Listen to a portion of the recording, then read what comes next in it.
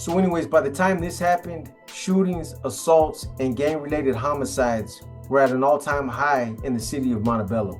The Montebello PD and its gang unit began drawing sharp criticism for the spike in violence, and the city began putting pressure on them to do something about it.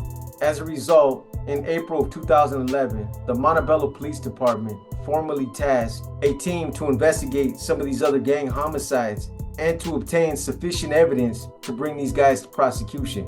This was the beginning of Operation Sudden Impact. What began as a discreet mission to solve a handful of cold case homicides morphed into an investigation that eventually dismantled the gang. Because law enforcement was obviously aware of the fact that there was a gang rivalry that was taking place at that time. But it wasn't until they started investigating did they discover the existence of this other subgroup of Southside Montebello called the K Squad or the Kill Clique. And obviously when they heard about this subgroup, this definitely piqued their interest.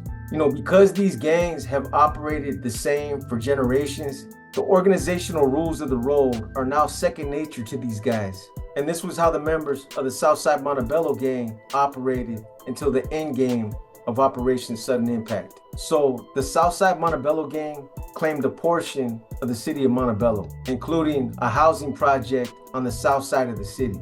Members of the gang marked their territory with abbreviations of SSM or ESS-MTB, an abbreviation for Barrio Southside Montebello, so that both rival gang members and civilians alike were both aware of the fact that they controlled that area. But this is typical gang behavior. It's how they communicate and it's how they establish territory with graffiti. And some of the graffiti also contained explicit threats to law enforcement and their rival gang members. So per Mexican Mafia directives, members of the Southside Montebello gang controlled their territory, taxed dealers who sold D in the portion of the city that Southside Montebello claimed was theirs, and answered to the Mexican Mafia, something that was also mandated by the Mexican Mafia in one of my other previous stories.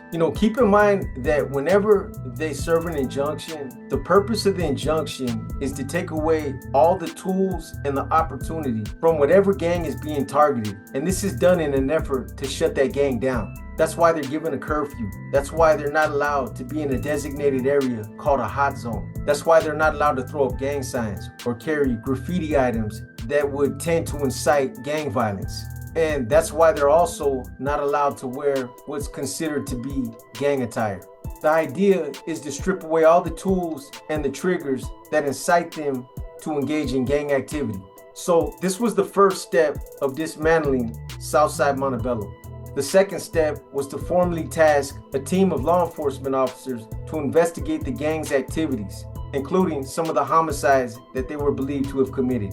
Some of the agencies that comprised this team were agents with the Bureau of Alcohol, Tobacco, Firearms and Explosives, the ATF, gang detectives with the Montebello Police Department, and a major crimes detective with the Los Angeles County Sheriff's Department. Part of their strategy was to use some of the techniques that they used to hone in on some of the other investigations that they had used in the past. Previous investigations of violent organizations, including criminal street gangs. So the third step they took was to recruit a number of confidential informants that would provide them information about some of the murders that they were investigating, the unsolved cold case murders. So in the first part of 2011, gang detectives with the Montebello Police Department identified a Southside Montebello gang member who provided invaluable assistance during the first phase of the operation. The cooperator was a high-level Southside Montebello gang member who had risen through the ranks quickly, but had recently been shot and permanently wounded by his fellow Southside Montebello gang members who were jealous of his rising success within the criminal world. But this is part of the culture.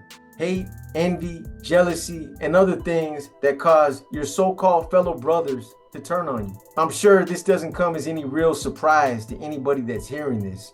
So local law enforcement officers developed an opportunity to approach this individual.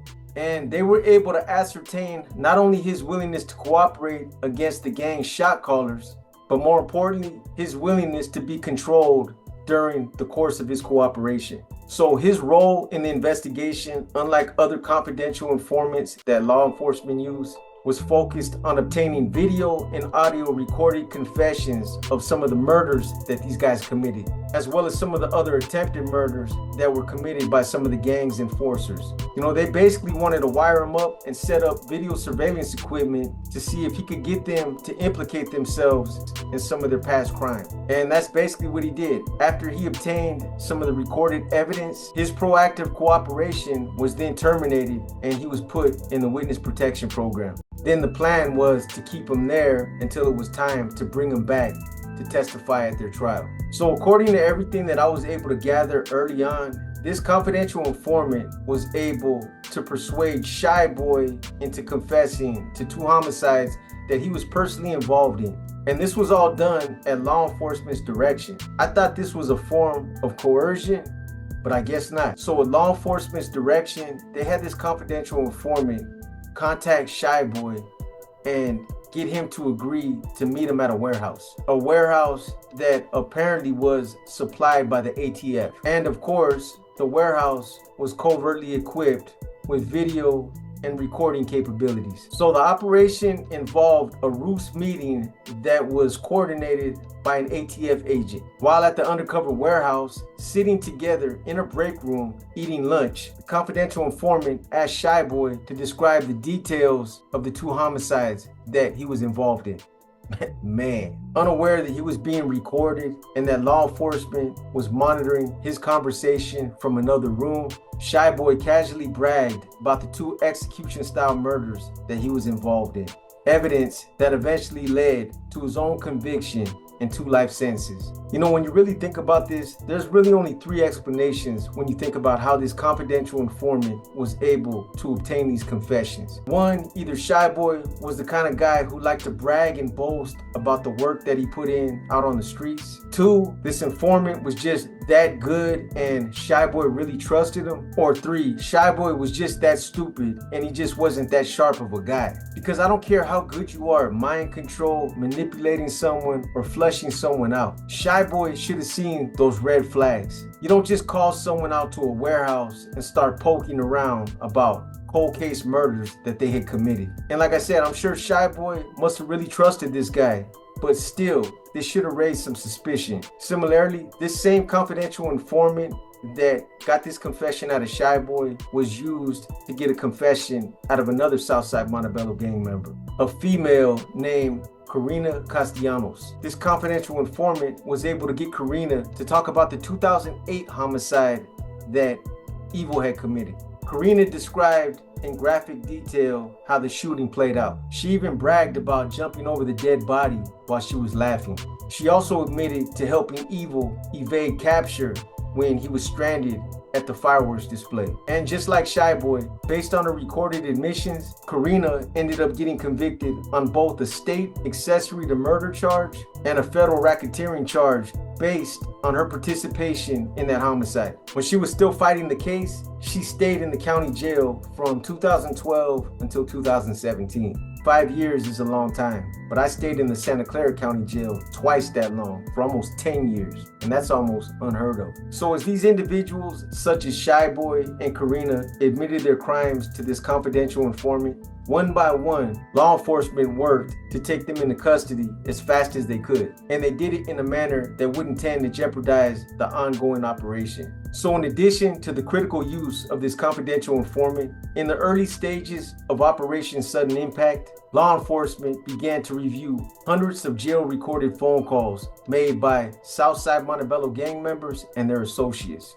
They had a team of officers combing through all the calls and flagging numbers that were associated with anybody from Southside Montebello. In the end, it was like putting together an intricate, convoluted web that had been spun by all those who were directly involved and their associates. And they particularly focused in on those who might have information about the murders or other violent crimes that Southside Montebello had committed. Though tedious and time-consuming, the review of jail-recorded phone calls provided invaluable intelligence regarding gang-related homicides and other violent crimes. They also explained the various roles of the members and the associates of the Southside Montebello gang held in their criminal organization. This also included the identities of those that were part of the hierarchy. And the more that law enforcement learned, the more it became clear that Southside Montebello had taken quite a few pages out of the Mexican Mafia's playbook. They had a category system that determined rank and file, a pecking order that established leadership,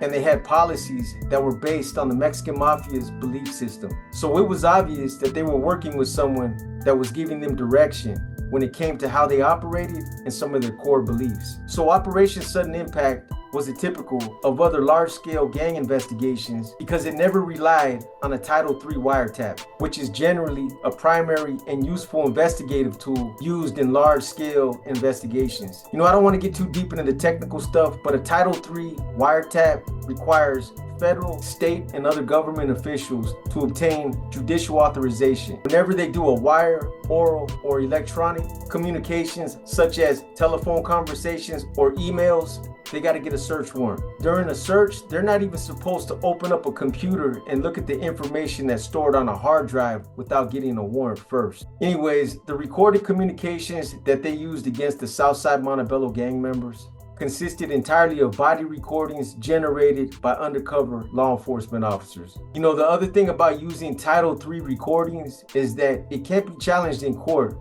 by a motion to suppress post-indictment. So additionally, even after the proactive phase of the investigation was over, law enforcement continued to gather information on Southside Montebello.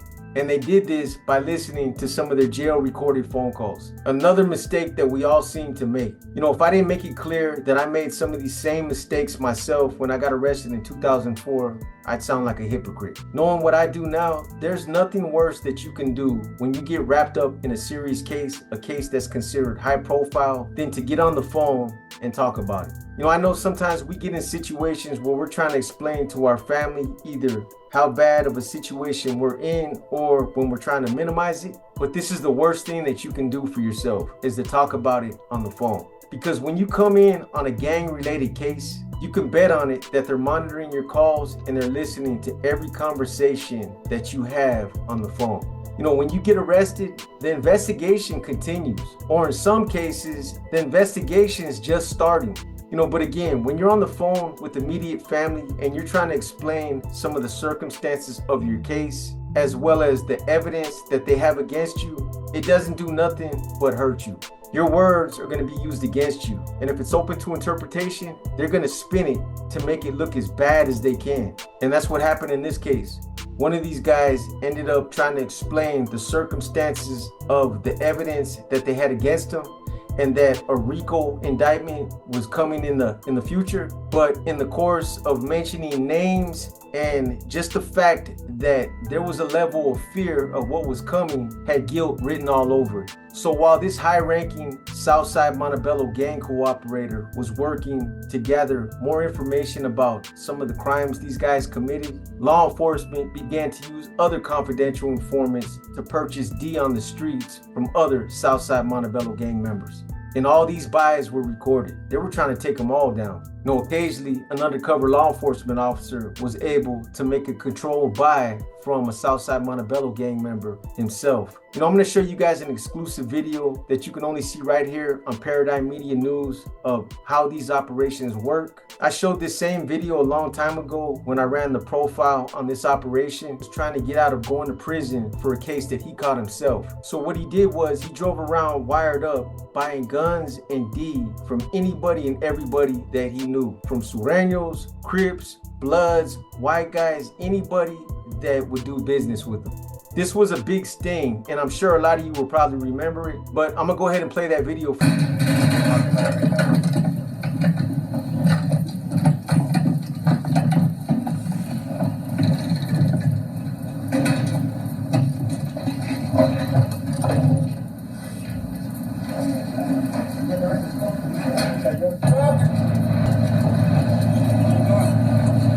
I'm going this car? Yeah.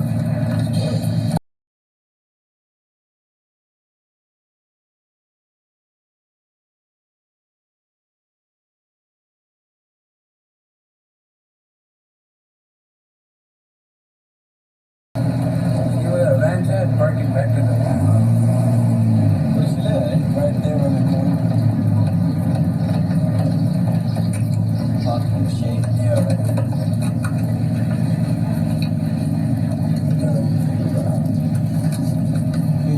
my fucking shit. 1, 2, 3, 4, 5. Count again. 1, 2, 3, 4, 5. That's for you, my friend. Okay, I'm gonna get a dime. I got a nickel.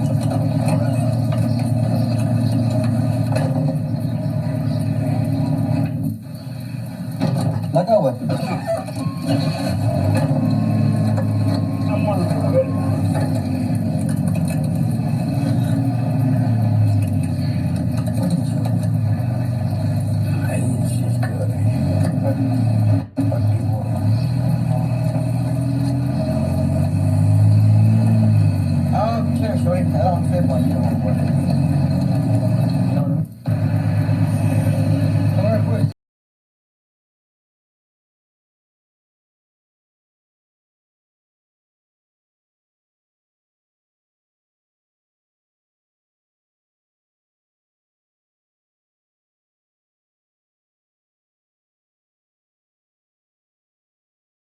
The highness sitting there saying, well, if they're coming with $7, $8 now, I'm going to make them $7, $8 dimes then. No, this is a dime, dog. It's not a 20.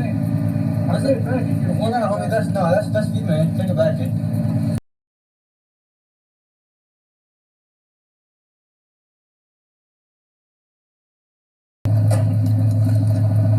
Uh-oh. Hey, hold on. Wait. Ah, you moved it. There it is right there. Get it. I know, because I got one in my car. I ain't found yet. Let's go on the side. Now he's a popper, homie. Oh, yeah. He's a popper. Always. What call you again, homie? Okay, I'm like, huh? Call your name? Johnny, right? Johnny, yeah. Okay, Johnny. Yeah, My name is Johnny.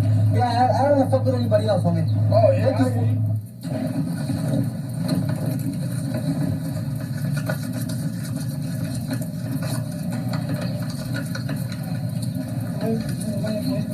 What's up, homie? ¿Cómo estás? Clyde, homie. Clyde. Clyde, all right. 6'3", homie. Hola, mucho gusto, eh. ¿Quieres irte 20? Yeah, give me a firme ass one, homie. Por favor. No, check them out. Fuck. Last ones I got, homie. I'll take this one, homie. All right. Gracias, eh. Yeah. I'll be back later on, homie. You go change your dollar, huh? Yeah, we got to get changed. I got to go by the phone shop, dog. I have to do it. Because you're going to walk over to my wife. But he's coming over here. I don't like to give my money out to nobody, homes I don't know. You No, know? homie. I don't burn nobody, dog, okay? If you're going to do business, we're going to do business, we're going to do it right, okay? I'm not going to burn you, homie. Do it right there, okay? That's everything I love right there. I'm not going to burn you. When I come back after I make the phone call, man, you got to have the money, but I'm not going to walk it right to it, okay? Go I'm ahead, not going to burn nobody, dog. Go ahead, homie. Go take care of On business. that.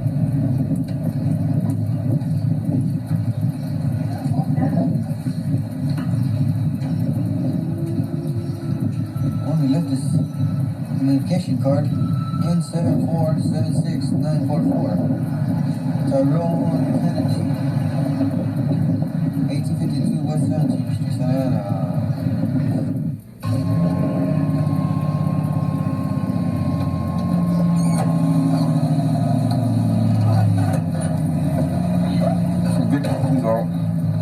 Would have been a better deal if I had $50, but that's the way they did it. They broke it down, so 50 they give you about a slab, cut it like a piece.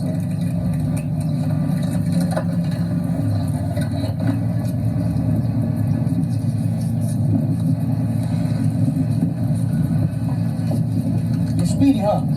Yeah, that's what homeboy told me. You're in the red bikes, wasn't I? Said, Who told you that? Wicked.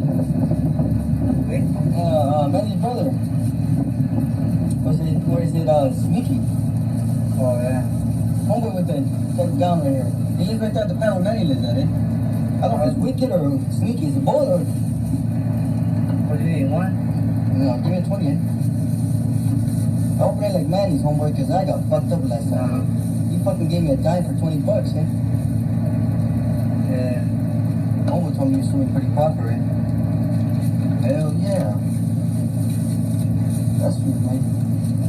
Yeah, homie, I'm Clyde, eh? All right, Por mucho gusto, eh? Okay, that's stuff. What's up, Benito?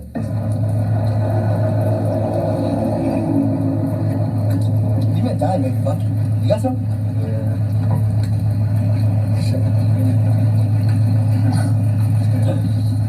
Well, dog, when you got it, you got it. When you don't, you know what I mean? You go out and get it.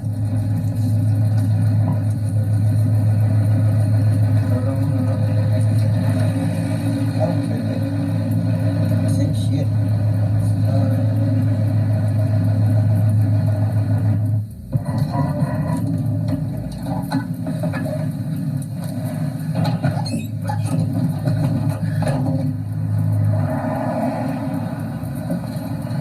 glow dark sides. Where's the glow? Right here, it's B. See these? The glow. The green. And the dark. See the dark?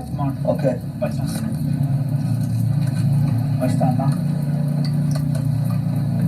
Let me see that motherfucker. And this is a fully automatic, right?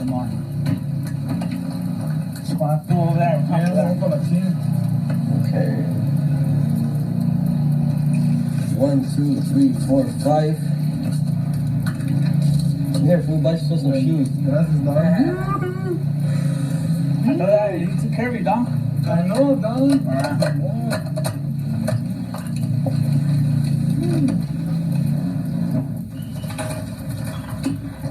Come inside, sit down, dog.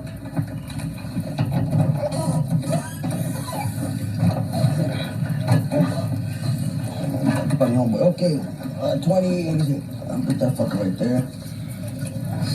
Acabamos de ver Huh? a los flores. Fuck it, I don't even have change, homeboy. Here, Holmes. Smoke that motherfucker. ¿Dónde vergas? Órale. Tengo que verlo. Órale. ¿Tienes pistolón, Nacho? ¿24? 44, homeboy. Cierra la puerta, close the door. You just fucking... There's one. Let me see it first, dog. For me. I let me see it, homeboy. I ain't gonna fuck No. you know what's up with me, listen. No. Take the motherfucking dog. There's one. Calada, me. No, that's alright. I trust you, homeboy. You're from Brook, aren't you? Now I'm going to jump in here with the papaya. You get jumped into Brook? Alright.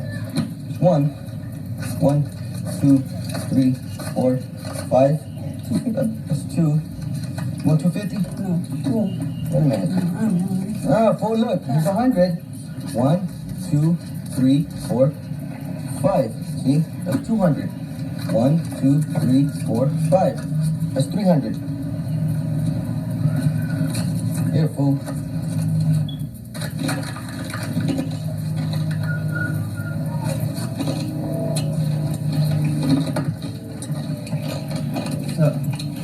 God damn, dog.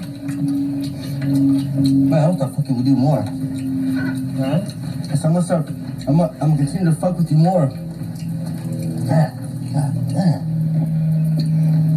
Fuck, homeboy. Yeah, like...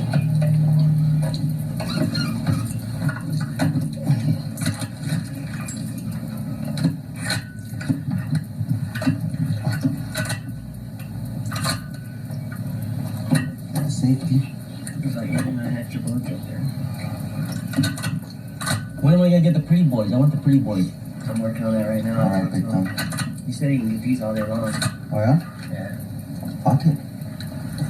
I guess my boss how many he wants. Cool. Just slide, just like that, kinda, right?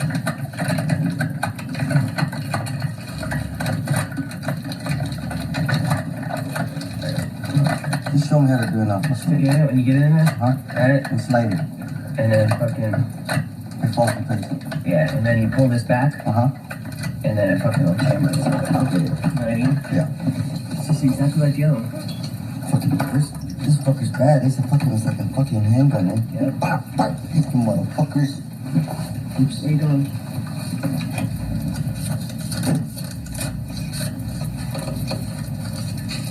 Right. Huh?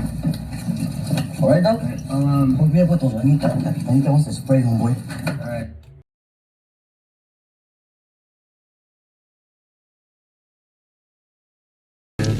You see this? What fuck homeboy gave me was half of that. ¿Serio? Serio pedo, Holmes. See, the vato was blind. He goes, fuck, I don't have my way. I'm gonna have to eyeball it. How the fuck you gonna How the fuck you gonna eyeball that? How's he gonna eyeball? Man, I felt bad. So I put up, I'm just kidding. He goes, I said, you'd be surprised. Yeah.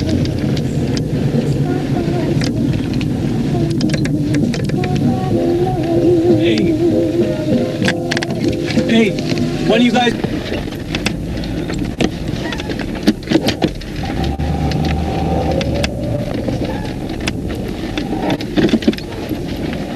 How much you want? Give me a 20, Holmes. You got the 20? Yeah. All right. 20 My name's Henry, Holmes. All right, mine's Chico. Just have Chico. Chico in there. Órale, I'll do Holmes. you up, Holmes. All right, homie. All right. Later.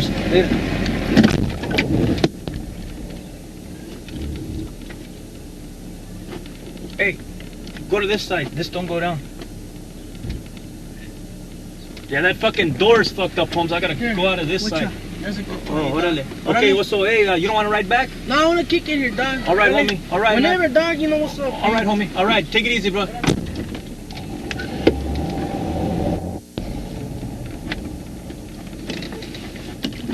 What's up, Benny? What's up, Holmes? Trying to sell his bill. Let me just drive around the block. Trying to sell his bill. Wait, I'm trying to make my own shit again, eh? Got a couple bucks saved, eh? Here and there. Fucking shit. I'm trying to quit it, eh? Motherfucker. Yeah, it's not Takes good for you, huh? control. Yeah, it does. Takes fucking control like a That's why as motherfucker. soon as I get my 16, see, I'm not about to be tight either, once. Uh-huh. Go ahead, choose which one you want, eh? You know, I'm not about to be tight, eh?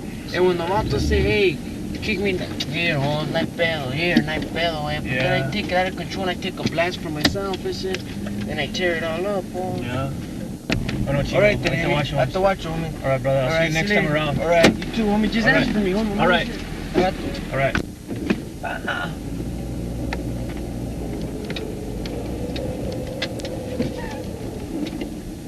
Right.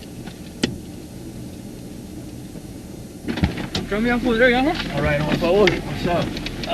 Watching. Can I meet you before, Holmes? I'm Henry. All right, fuck. Yeah, I wanted to fucking see a fucking Chino de Chico, man. I think that's Chino? fucking rock, man. Yeah. You know what a scorny good Chiva besides Shorty over here? Oh, that's the only one, eh? That's where I'm going right now. What a Shorty's? Yeah. I'll tell you what. Do me a good deal. Tell you what, you give me a 20, cause I can't turn off this fucking car, it's like, Right here. oh, that's right. Turn it around. You want a 20? Yeah, give me a fucking 20. Well, he sells quinces or whatever. Yeah, he'll give us, last night, I gave him 20. Give me a big old chunk, eh? You want to tell him 20? Park right here. All Yeah, right. yeah, whatever. All right.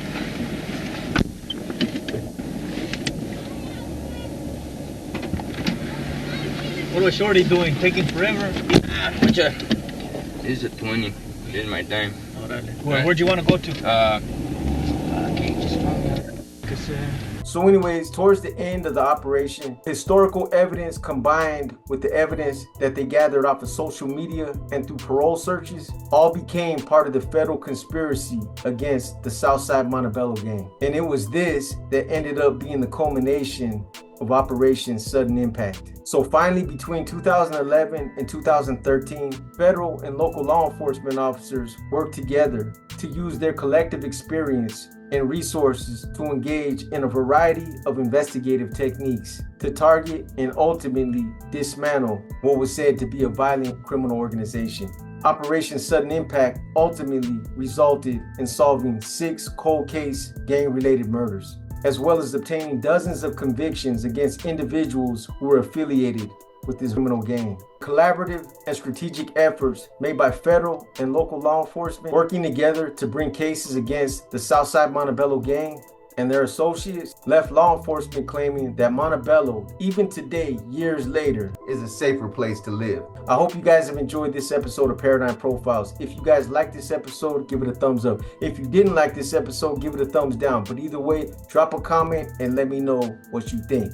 As always, I want to extend my appreciation to you guys for continuing to support the channel and for also just helping it grow to where it is today. On that note there, you guys be safe and enjoy the rest of your night. Until the next one, you guys stay positive and let's continue to push those resolutions that we made for ourselves in 2025. With that said, this is your boy B and I'm gone.